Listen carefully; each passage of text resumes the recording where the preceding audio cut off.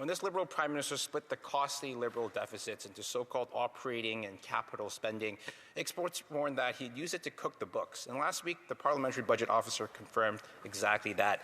The PBO says that the Prime Minister's new so-called capital definition is overly expansive, violating international standards, and hides $94 billion in the spending that would never be counted as investment in other jurisdictions.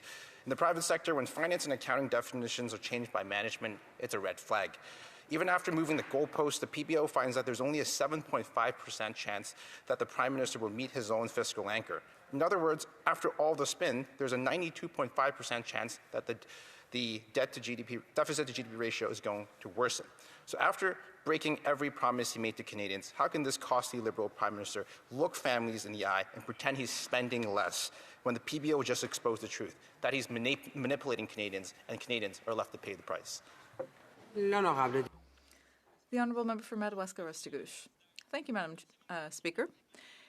In this period of economic turbulence and tariffs from the U.S., the responsible thing to do is to be there for Canadians. It means investing in infrastructure, in housing, in order to stimulate and strengthen the Canadian economy. That's why we're focusing on the sectors the most affected by tariffs. We're trying to strengthen our country's resilience and protect all of the social programs that are essential for Canadians. That's the responsible thing to do, and that's what we're doing with Budget 25. And what would be the responsible thing to do would be to vote for the budget.